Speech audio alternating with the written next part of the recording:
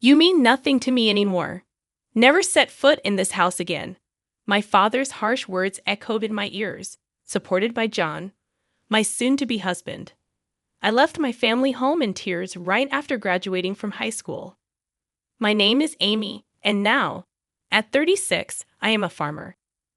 It's been 18 years since I walked away from my family home. From this point on, the time I spend living my chosen life will surpass the time I spent in my family home. A thought that fills me with sentimentality. Our family home was in the city, with my father working in a corporate job and my mother as a stay-at-home mom. It was a family of 4, including my elder brother born a year ahead of me. My parents were the sort who made no secret of ranking their children, with my brother always receiving preferential treatment. The meals we had and the grandeur of our birthday gifts were consistently superior for him. He flaunted his supposed superiority and always belittled me. Loneliness and cries for attention punctuated my childhood, but my parents remained unyielding. I eventually gave up, and the turning point in my life came during the summer of my second year in high school. My brother, aiming for a top-tier university, was struggling with poor mock exam results. Frustrated, he vented his anger on me. My parents, treating him with utmost care as if he were a fragile object, piled household chores on me, leaving no time for my studies. Because I outperformed my brother academically, they attempted to lower my grades to boost his spirits. It made no sense. It was during this time that a teacher at my high school mentioned a rural experience program, a 2-night getaway immersion in country life. Students could stay at a host farm, harvest vegetables, and cook together. It was an opportunity to escape my toxic home environment, and I bravely signed up for it despite my father's objections. He had always dismissed agriculture as a career for those who couldn't secure corporate jobs, while my mother scoffed at me, questioning my sanity for willingly embracing manual labor and getting dirty in the mud. I defied my parents' opposition and used my saved pocket money to participate. It was the first time I'd ever gone against their wishes, and it turned out to be an excellent decision for me. Starved for familial love, it was a truly wonderful experience. Working in the fresh rural air was invigorating, and I discovered the warmth of a family. The eldest son of the host family, John, was a year older than me and the same age as my brother. At first, I was wary because of his age, but John was nothing like my brother. He was kind yet firm, got along well with his parents, and was equally kind to me. John's parents were genuinely gentle people. Though it was only 3 days, parting from the farm left me in tears, and John's mom cried alongside me, saying, "You're welcome back anytime." I promised that I would indeed return. Since they didn't use their cell phones much, I started writing them letters regularly. Before long, I began receiving replies from John, and it evolved into an exchange diary. We eventually started dating, a pure, long-distance relationship without even a kiss. As my brother failed to get into his first-choice university and ended up in a third-rate private college, I became a college applicant. However, my parents pressured me to get a job instead of pursuing higher education, claiming women didn't need an education. The real reason was likely their fear of me attending a better college than my brother. Since the rural experience, I had dreamed of becoming a farmer. While I could become a farmer without attending college, John was a college student who had moved to the city. Deciding to pursue a college education and aiming for a new form of farming with a clear goal in mind, I dedicated myself to daily studies despite interference from my parents and brother. Upon passing the university entrance exam, my father erupted in fury, questioning if I, as a woman, intended to attend a better university than my brother. My mother joined in, claiming they couldn't afford to support me because my brother needed the money. Devastated by their words and a massive argument, I chose to sever all ties with them. John, now my in-law's son, came to pick me up, and they generously supported my college expenses. 4 years later, I married John, never contacting my parents or brother during my college years. However, when my in-laws insisted we inform them about the marriage, my husband decided it was time to visit my childhood home for the first time in 4 years. The timing was chaotic during the planting season, so we could only make the visit at the beginning of summer. My husband, in-laws, and I arrived with sunburned and darkened faces from working outside. To our dismay, my parents and brother openly ridiculed us upon our arrival. My mother, in a condescending tone, questioned our financial status, stating, "No offense, but how old are you exactly? You must be quite poor to be working until you're all dark like this." Feeling mortified, I pleaded with her to stop, but she ignored me. My brother smirked and taunted, belittling those engaged in physical labor. I turned pale as the gentle smiles on my in-laws' faces froze. My husband firmly declared, "With all due respect, we are proud to be farmers." My father condescendingly laughed, disowning me at 18 and stating, "Just to make it clear, you're a stranger to us now.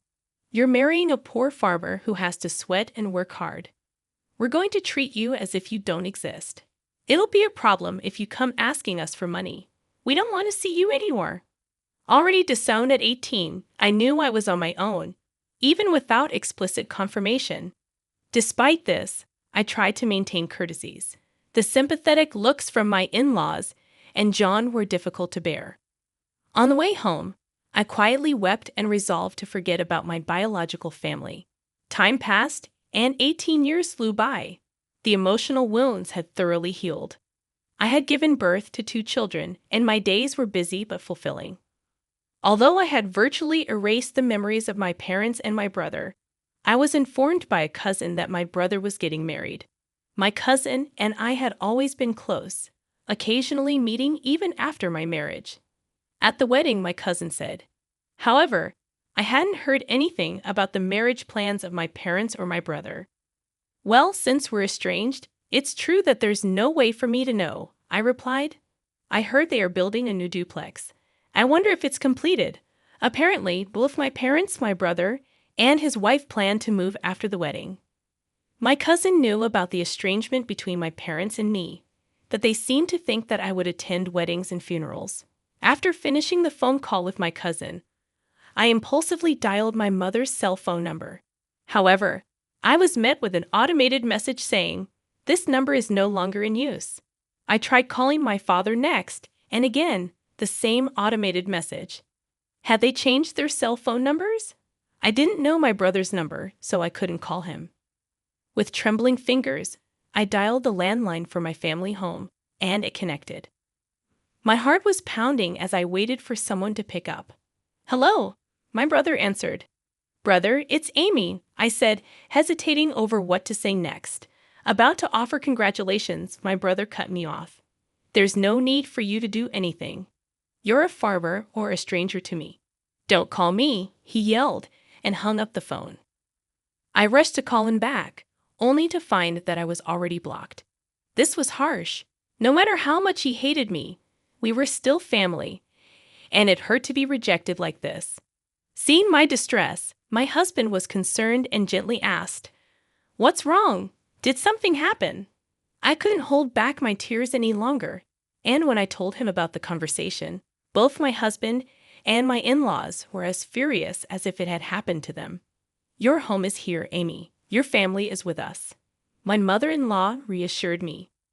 Her words moved me to tears, and I wished she was my real mom. She cared about me much more than my blood-related mother ever did. My father-in-law said, comforting me, "You're happy now. That's all that matters. No need to get hurt. The one who laughs is the winner," he added.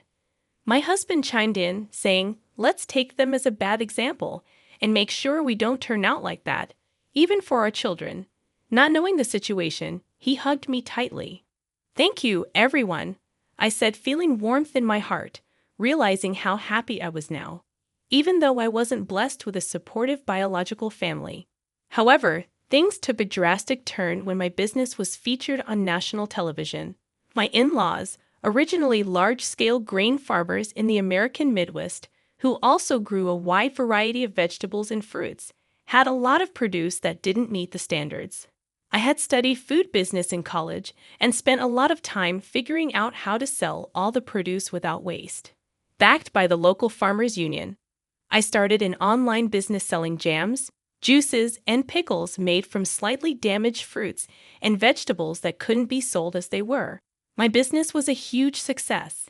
It was a hit with moms who wanted to feed their children safe, domestically produced food and seniors. The demand for nostalgic homemade pickles from those who cherished the taste of yesteryears led me to build a company. I collaborated with young women, like myself, who had married into farming families and unemployed individuals. Over time, it flourished into a $5 million business. Our success story garnered an in-depth report, and following the TV broadcast, we received a deluge of attention, orders, and inquiries. Amidst the constant ringing of both the company's phone and my personal smartphone, an unknown number caught my attention. Without much thought, I picked it up, only to discover it was my estranged brother.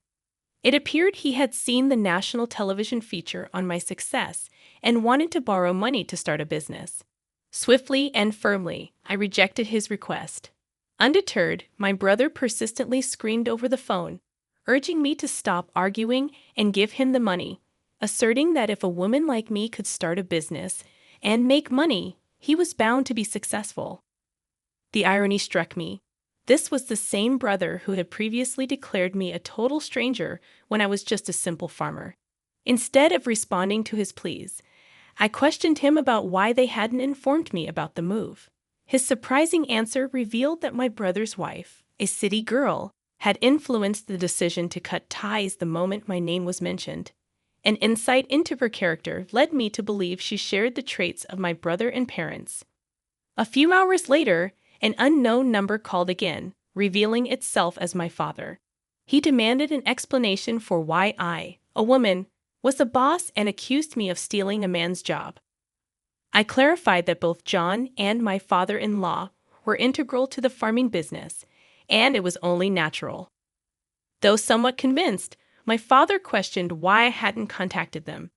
I reminded him that he had disowned me, promptly hanging up and blocking his number. Moments later, my mother called, demanding money, stating that I was making $500 million a year and should send funds home. I explained that the business generated $500 million in total revenue, after covering expenses and employee salaries, leaving little left over. My mother accused me of lying, showing no embarrassment in persistently demanding money.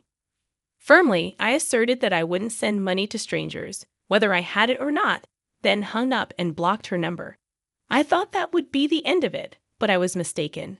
My parents, my brother, and his wife, whom I had never seen before, showed up uninvited at my in-laws' house.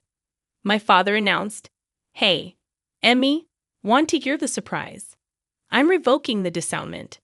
Their desperation for money was astounding.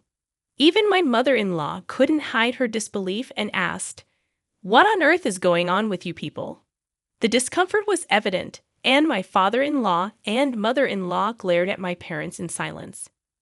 Even the employees had gathered, staring at my parents with astonishment. It was clear that my brother was not welcome either, but he retorted, "The real blood connections are us. We have the right to share the money you earn too." The woman who seemed to be my brother's wife nodded in agreement with his words. I was seething. "I don't think so. Even though we share a blood connection, there was no emotional connection at all. You treated me like a stranger and abandoned me." The emotional scars from being abandoned by my biological family resurfaced, and I was on the verge of tears once again. Just then, my husband John came and stood beside me. "Emmy is now a part of our family, even without you disowning her. We are perfectly happy. Please go home," he defended me firmly. The employees also spoke out against my parents, saying, "Were you thinking? How rude. There are many people on my side here." As I realized that this was where I truly belonged, I felt profound happiness. My brother grew angrier and yelled, "Shut up, you country bumpkins. You're all low-educated trash, aren't you? Obey what we say in silence." But John calmly replied, "Well, both my father and I are Ivy League graduates, and Amy has graduated from a well-known agricultural university." This revelation about our educational background seemed to catch my brother by surprise. "Why are you farming despite being graduates of top universities?" he blurted out. John responded confidently, "Farming is a respectable profession where we can fully utilize what we studied in college." I couldn't help but burst into laughter amidst the tension of the situation. "Brother, you've lost to John in everything," I said, feeling a sense of relief. Perhaps I had been too afraid of my brother and parents. I wanted to make it unequivocal one last time. "We are already strangers." I paused for a moment, deliberately shifting to a more polite tone. "So, I can't lend or give money to strangers. Please leave. If you cause a disturbance or act violently, I'll call the police and take legal action." I made it clear that our ties were severed. My in-laws and husband moved closer to me to shield me from any harm that my parents and brother might cause. I was deeply moved by their protective presence, feeling truly cherished. The employees also chimed in, shouting at my parents to leave. My parents, brother, and sister-in-law glared at us with resentment, but had no choice but to retreat. According to a story I later heard from my cousin, my brother and parents had attempted to get rich quickly through a business venture, accumulating debts. Instead of seeking financial assistance from me, that arrogant attitude had led to a significant failure, and now they were on the brink of bankruptcy. However, I had no intention of getting involved anymore. For me, my work was thriving, and I was surrounded by a true family, including respectable in-laws, a loving husband, and adorable children. I treasured every day, savoring the joy of life. In the aftermath of the tense confrontation with my estranged family, life continued to unfold in remarkable ways. I found solace and happiness in the warmth of my in-laws and my husband John, who stood by my side unwaveringly. The unwavering support of my new family proved to be the greatest treasure I could have asked for. My business continued to thrive, and I expanded it even further, working alongside my dedicated team. The success of our venture allowed us to explore new opportunities and make a positive impact on the community. We continued to provide high-quality, sustainable, and affordable products to our customers, and our business became a beacon of hope for those who believed in the power of hard work and resilience. The love and support I received from my husband John were an endless source of strength and inspiration. We cherished every moment raising our wonderful children in a nurturing environment filled with love and respect. The bonds between us grew stronger each day, and our home was filled with laughter and joy. Over time, I rekindled relationships with my extended family, including my cousin who had reached out to me. We forged deep connections based on trust, mutual respect, and shared values, a testament to the fact that family goes beyond blood. It is built on love, understanding, and shared experiences. As for my estranged family, they continued to face their own challenges and consequences.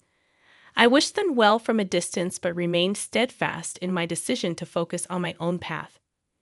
The scars of the past were no longer an open wound, but a reminder of the strength and resilience I had discovered within myself. In the end, my story was one of triumph over adversity, of finding love and belonging in unexpected places, and of building a life based on my own values and aspirations. It was a testament to the power of choice and the incredible capacity of the human spirit to endure and thrive in the face of challenges. With the passage of time, my business continued to flourish and evolved into a community-focused enterprise. We started supporting local farmers and artisans, expanding our product range to showcase the talents of our region. Our commitment to sustainable practices, along with our dedication to quality, gained us a loyal customer base. This connection with our community allowed us to give back in various ways, from supporting local charities to hosting events that celebrated our shared values. As our children grew, we instilled in them the importance of hard work, empathy, and resilience. They witnessed firsthand the importance of family, not solely defined by blood, but by love and shared experiences. Our home became a sanctuary for their growth and development, fostering an environment where they felt loved, nurtured, and encouraged to pursue their dreams. The support from my in-laws remained unwavering. They were not just in-laws. They were the family I had chosen, and I couldn't be more grateful for their love and acceptance. My mother-in-law, in particular, became a cherished friend and confidant, offering her wisdom and guidance as I navigated life's challenges. Meanwhile, my cousin and I continued to build a strong and lasting bond. Our regular interactions allowed us to strengthen our connection, and we often found ourselves sharing life's joys and challenges. This relationship was a testament to the enduring power of chosen family, where genuine love and understanding prevailed. In the broader scope of life, I found solace in my decision to leave the past behind. While my estranged family faced their own trials, I focused on the present and the future. My husband, my children, and the people who surrounded me were my pillars of strength, reminding me that a loving, supportive family can be found in unexpected places. My story serves as a reminder that family is not solely defined by blood ties. It is a connection born from love, shared values, and mutual respect. I had come a long way from being disowned by my biological family, and the journey had made me stronger, more resilient, and deeply appreciative of the true meaning of family and the love that can be found in the most unexpected places.